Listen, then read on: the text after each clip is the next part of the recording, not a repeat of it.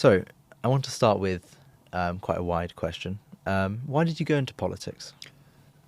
Well, I didn't sort of go into politics, as you put it. I'd always been interested, and when I was in my 20s, I lived in Glasgow. I was politically active, but I went into politics in the sense that I was, first of all, elected to Glasgow City Council. I was one of the ruling group and got heavily involved in running the roads and traffic system in Glasgow in my 20s, right? But I also had a family and I also had the need to earn a living.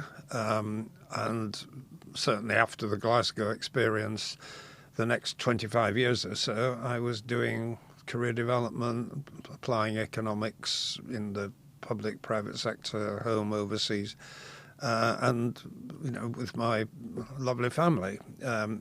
I did actually stand for Parliament 3 times before I got elected, three more times after Scotland. But except for the last, when Twickenham was becoming a marginal seat, I was quite a long way off from winning. So it wasn't a hobby, but it wasn't a profession. It was somewhere between the two. It was something I wanted to do, but my top priority was sort of earning a living and looking after my family. Yeah, and you were initially part of the Labour Party before moving to the SDP and then to the Liberal Democrats. Did you learn anything from being part of 3 different parties?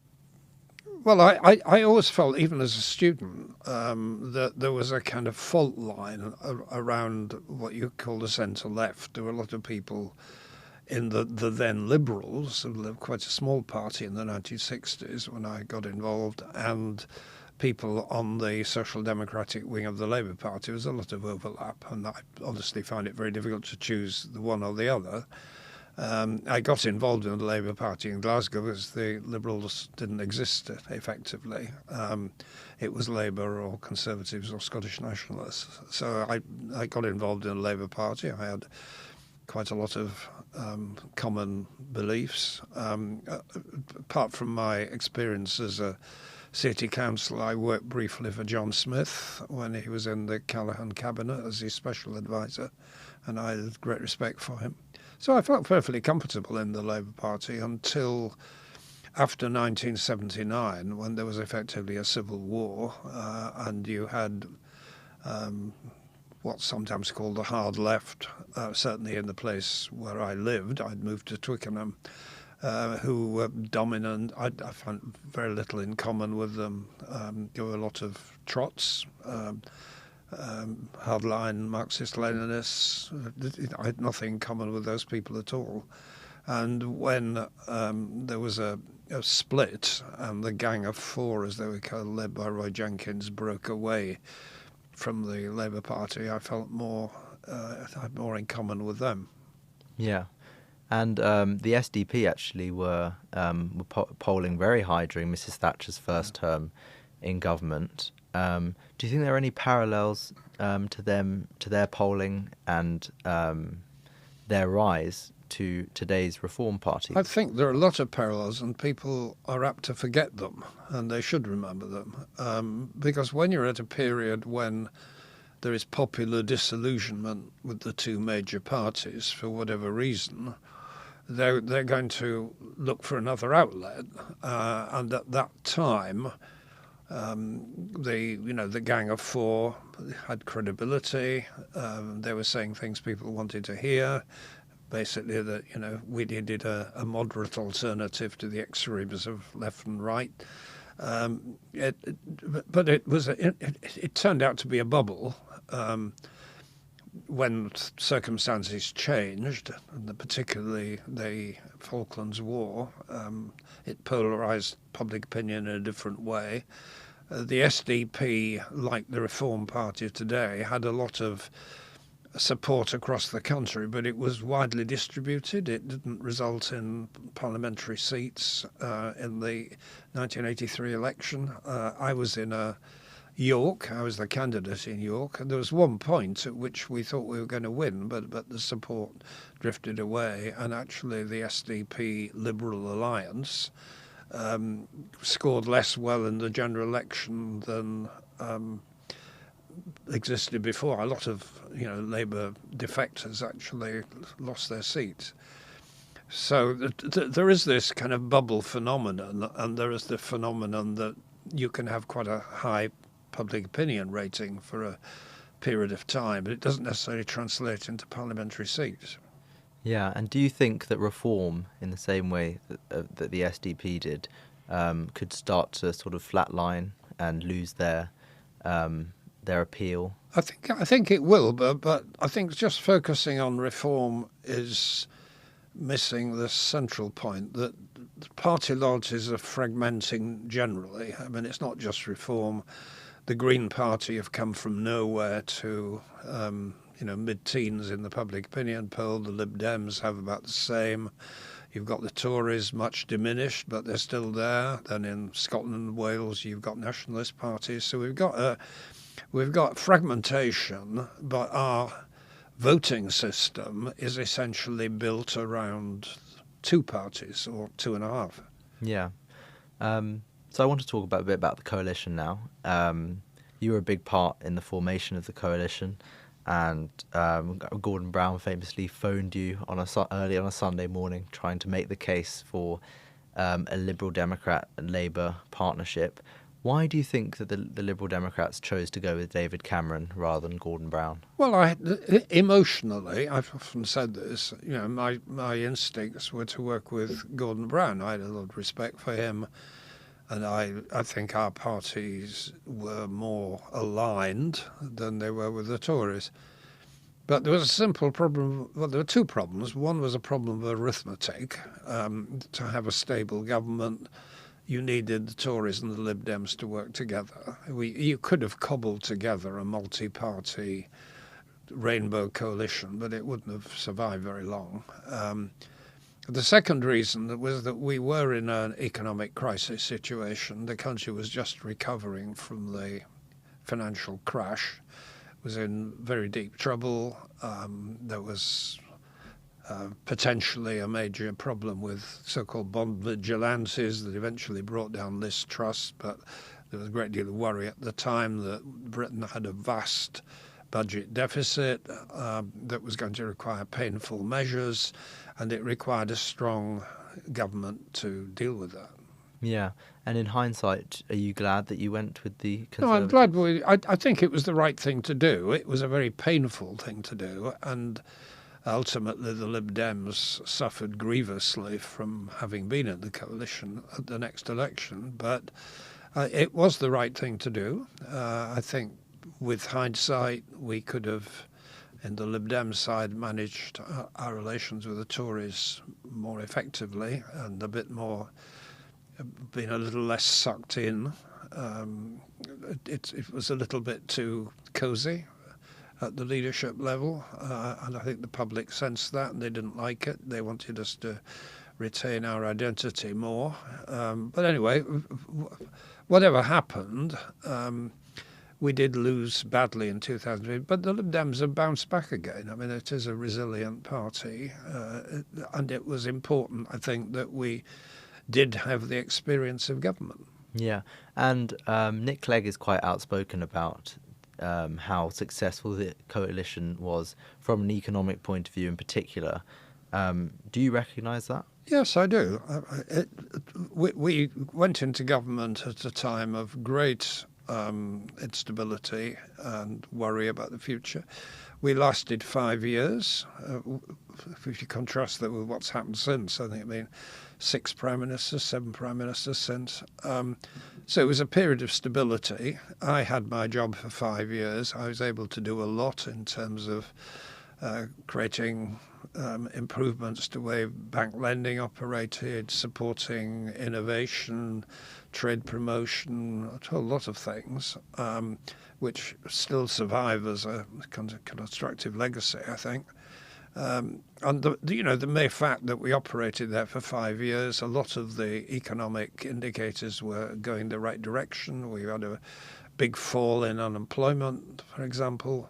the economy growth was beginning to recover. I mean, we did some very painful things, and some things I disagreed with, but from an overall point of view, it must be considered a success. And it's just unfortunate that Brexit and then COVID, destroyed a lot of what we had achieved. Yeah, and you say the Lib Dems had a tough result in 2015. Do you therefore think that the Lib Dems didn't get enough credit for the success? Yeah, I think we didn't get enough credit. I think the Tories were, to use an old expression, were too clever by half. They wanted to be in government on their own. They didn't think through, Osborne and Cameron didn't think through the consequences of that, which, of course, with the Brexit referendum, amongst other things, they would have been much better off if they had not targeted the Lib Dems in the election, but they did. And almost all of their gains in 2015 were at our expense. I mean, they basically had this simple message: if you may like your Lib Dem MPs, they may be good guys, but if you vote for the Lib Dems, you're going to get Ed Miliband or the SNP, and a lot of Middle England, as we call it, was bought that message. Yeah, and a lot of people also point to tuition fees. Did you foresee that catastrophe when you voted to rise tuition fees? Well, I saw the catastrophe. I was very much opposed to making the promise, actually.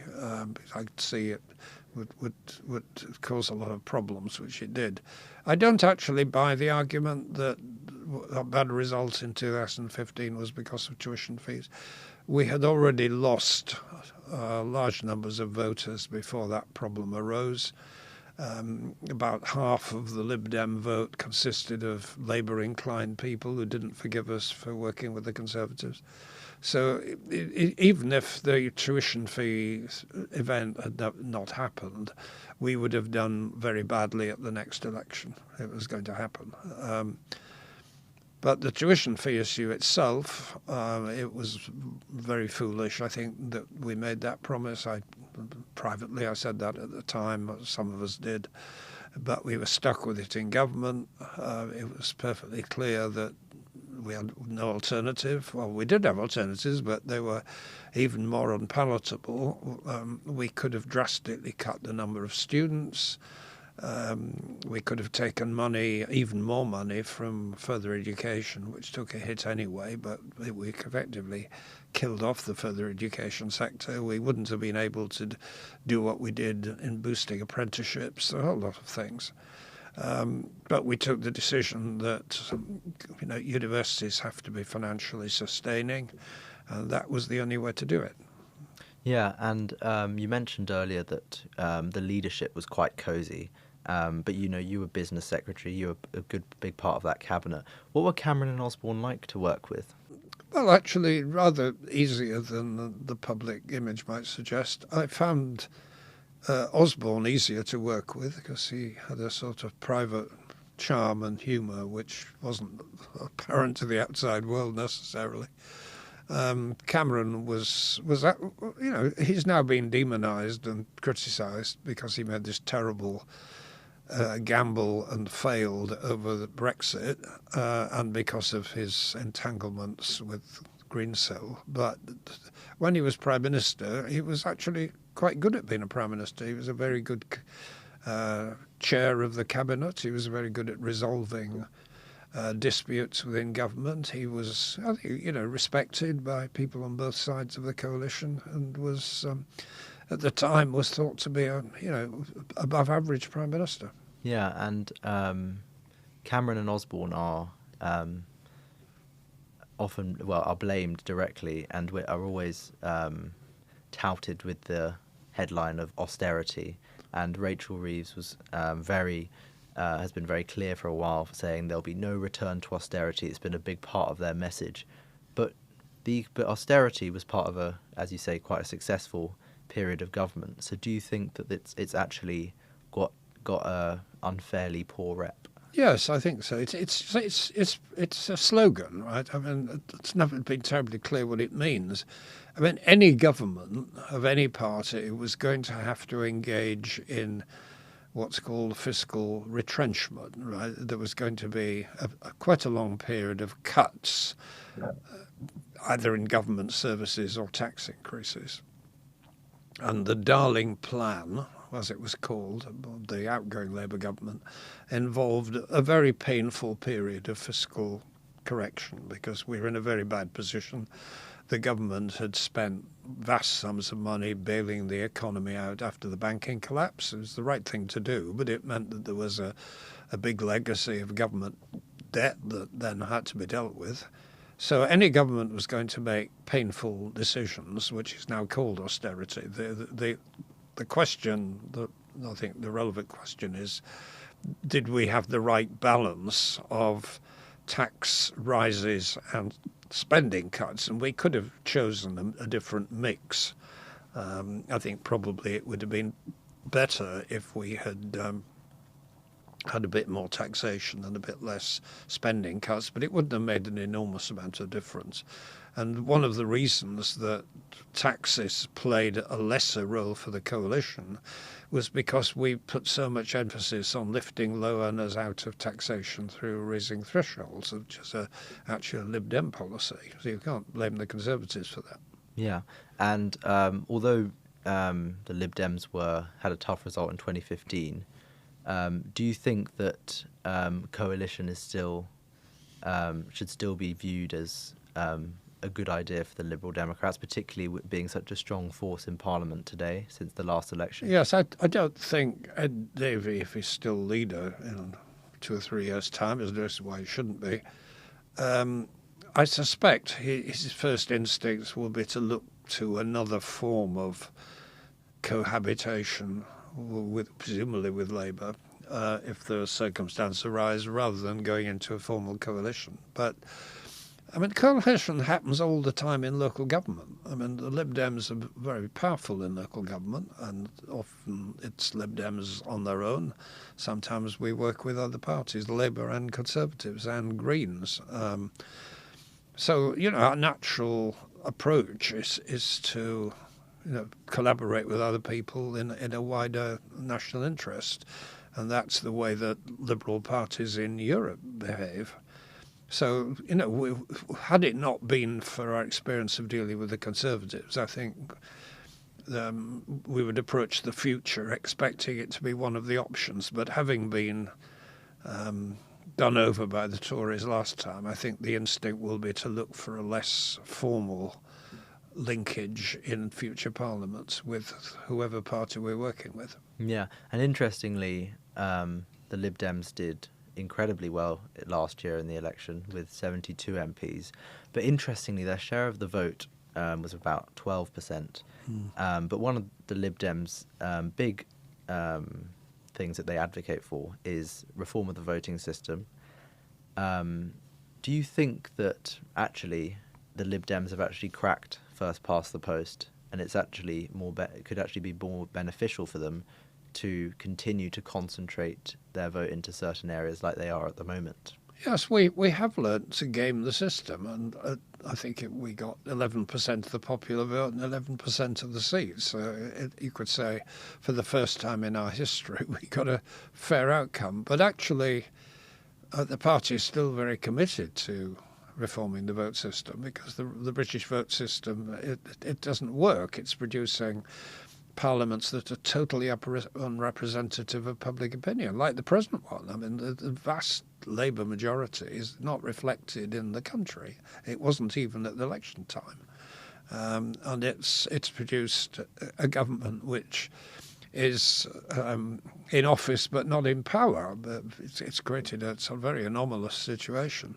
And other strands in public opinion are not properly represented in Parliament. The Greens have, I think, only had 2 or 3 MPs. The Reform Party are underrepresented. They ought to be there. And so if we're going to have a Parliament that does represent the people and public opinion, then it needs to change. And we also need to encourage the idea of parties working together, which is what a reform voting system would aim for. Yeah, and you talk about the Greens. They have a new leader since September, and their they've had quite a significant rise in the polls. Do you think that they're a threat to the Liberal Democrats? No, I think they're aiming at a different political market, if you like. I mean, they're filling the space that used to be occupied by Jeremy Corbyn and his people. And Jeremy and his friends have made such a mess of launching their own party that the Greens have moved into that space. The kind of seats that the Lib Dems target will not have strong representation from the Greens. My own area, Twickenham, was a very good example. And actually, we had a local pact with the Greens. The Lib Dems stood aside in order to have a few Greens elected to the council. I don't think that's going to continue next time because Polanski is pursuing a very different kind of greenery from the Greens we're used to dealing with. It's now a kind of hard left Corbynite agenda, which is not the ones we're with. Yeah, and Polanski and the new Green leadership is very outspoken as being the opposition to reform. And in that respect, do you think that Polanski, who's energised the Greens, can be sort of likened in a way to Nigel Farage as being sort of both parties being more of a one-man band rather than a team of people? Well, they are serious. They are very similar, but they're not quite in that respect. It's what sometimes people call populism, which is offering easy solution to complicated problems. I mean, a good issue is wealth taxation. I mean, I'm actually in favour of taxing asset wealth, but the whole idea that by imposing a 2% tax on billionaires is going to raise vast sums of money is a complete illusion, and it's a dangerous illusion. It's a dangerous kind of populism. It's danger in a different way from what Reform are offering, but it's still completely off the wall. It's not serious politics. Yeah, and Reform obviously very strong on rhetoric around immigration, and it's principally why people are choosing to vote for them when they choose to vote for Reform. Do you think Reform, though, are starting to become more of a party that's not just about immigration, but also a party that can be trusted on the economy? Perhaps. I can't see any evidence of that at all. I mean, I'm not sure whether they have an economic policy. I know Farage tried a few weeks ago to set out a programme that didn't involve vast tax cuts, but the idea that they were going to finance the economy in the way they described, I think it was just abandoning the aid programme. It was cheap and nasty. There was the whole idea that you do have to make tough choices in government still seem to evade them. And their support on the ground is almost entirely based on anti-immigration stuff. Yeah, and Labour have recently announced their latest immigration crackdown, and many of those on the left of the party, and as well as in the Liberal Democrats and the Greens, have spoken out as these policies trying to out-reform reform. Do you think Labour are wrong to try and chase reform like this, or they're actually just doing the right thing? Well, if that's what they're doing, if they are just trying to chase reform, then that's not good politics. They're not going to get the credit for it anyway, because people will want the real thing. No, I think the public need to be reassured that immigration is being managed. But actually, immigration on balance is good for the economy. If we, have a reasonably open policy towards people with skills, if we also have a managed process of recognizing genuine refugees, a rapid system of approving or disapproving of applications to remain. I mean, those are things that need doing, but I think this recent package went way over the top. Yeah. So from that point of view, do you think Keir Starmer, or this perhaps just exemplifies Keir Starmer's sort of lack of principles and lack of a political philosophy in a way. Yes, well, he seemed to have a political philosophy that was sympathetic to a liberal approach to immigration, but is panicked. I mean, this has happened before. I mean, I lived in Scotland in the late 1960s. My wife was a Kenyan, as it happened, and you may remember that when the Kenyatta government started pushing out Kenyan nations of British nationality, the Labour government then panicked and tried to keep them out. In fact, in the event, the Tories subsequently honoured Britain's citizenship obligations and admitted them, and they've made a major contribution to British life. But the idea of Labour governments panicking over immigration is not new. I mean, what is new now are the small boats, which the government should be pointing out are a genuine problem, but they're a very small part of net immigration into the UK, and people as a wildly exaggerate the problems associated with it. And we do need a much speedier system of dealing with asylum applications. We do need better cooperation with the French over policing the channel, which is more difficult now that we've left the European Union. It's not an easy problem, but the way that Mrs. Mahmood has reacted to it seemed to be excessive. Yeah, and whilst Keir Starmer has struggled on the domestic front, he gets a lot of praise for his work on the international stage, particularly in appeasing Donald Trump. As best he could. But another area that's particularly topical to this week is Donald Trump's peace plan for Ukraine, which has been adjusted slightly. Do you think that there's actually a chance that we're at the end of this war? Well, we just don't know. We're right in the middle of the process. I think there is a very real risk that too much modification to the plan which Putin and Trump drew up is simply going to result in Putin rejecting it out of hand, and we go back to war. I think there's quite a high probability that that's the outcome. But Britain was right to stand behind Ukraine and to work with other European countries to continue to support them. I don't agree that Starmer was right to adopt such an obsequious approach to Trump. It may have paid a few short-term dividends. Trump was temporarily flattered by going around in a golden coach with the king, but actually I think Britain does need to be a bit more assertive and a little bit more self-confident and a little bit more inclined to work with our European neighbours and, if necessary, stand up to Trump.